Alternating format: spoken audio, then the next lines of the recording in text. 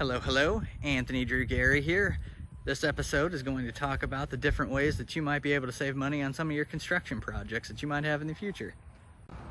So my wife and I have lived in this house for about 3 years, and now that we've got a newborn in the house and we've got a dog at home, it made sense for us to look to build a fence. Right behind me is one of the busier streets in the neighborhood, so it just made sense for us to look at this as a project. A lot of the tips that I've got today are specific to my fence project, but they might be able to help you in other types of projects you've got going on as well. When I first started looking for companies to hire to build a fence, I started looking at Google, I looked at Facebook, and ultimately I found a handful of companies to give me quotes. Each company that I brought out to the house pretty much did the same thing. They pasted off, they took some notes, they took some pictures, and usually within 1 or 2 days later I had a price from those companies.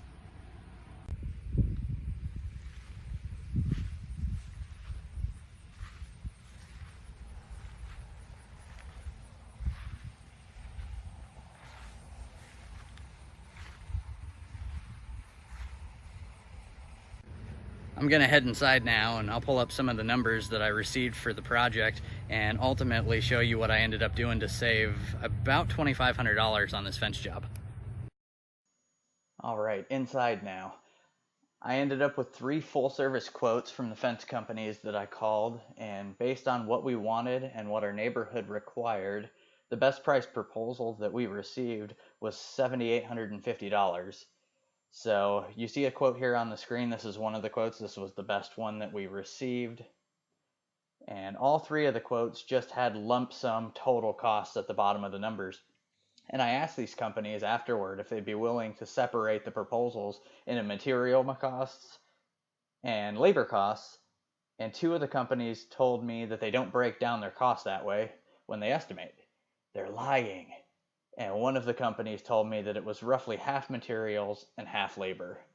Well, those answers weren't good enough for me, and I knew there had to be a better way. I have some construction experience, so I generally knew that all materials that were needed to build a fence. In case you don't have construction material experience, do not fret. There are tons of opportunities for you to look at resources either on the internet or in person at retail centers that'll explain the materials that you would need. And they can ultimately help you make those purchases too. For our fence style, we needed concrete, 4x4 posts, 2x4 rails, 1x6 fence pickets, fasteners, hardware, and then scrap wood to keep the posts upright while the concrete was setting. All 3 of the major home improvement stores in my area, they show their prices on their internet sites. So it was easy for me to pull up each site and look at these items and determine that I would be able to save money by buying certain things at certain stores. As a heads up, price matching gets complicated when you're talking about building materials because all of the companies have different suppliers and they all have different costs. For example, I tried to get Lowe's to price match pickets based on the Menards price so that I would only have to pay 1 delivery fee, and I was ultimately told no because Lowe's would lose money at that price.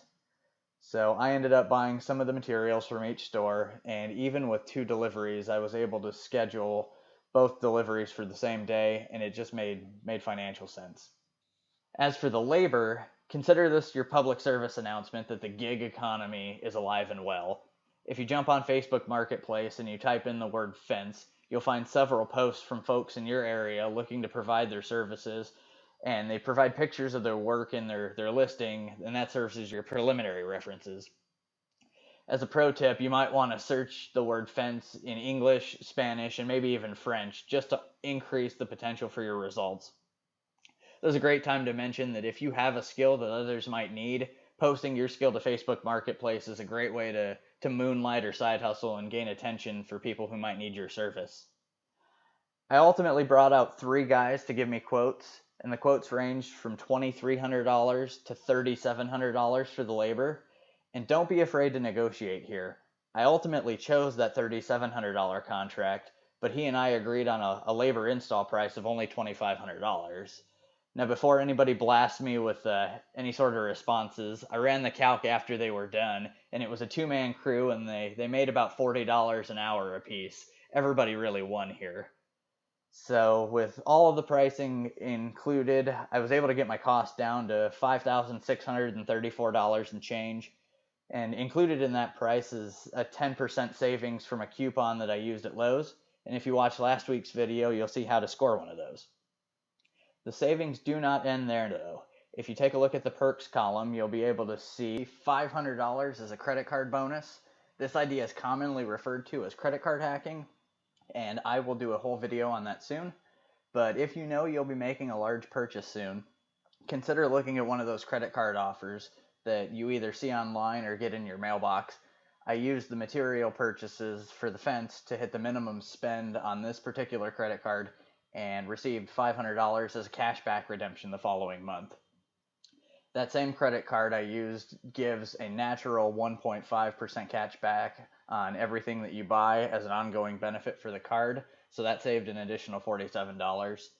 And all of the fence pickets that we bought at Menards came with an 11% mail-in rebate, and about 3 weeks later I received that for $240.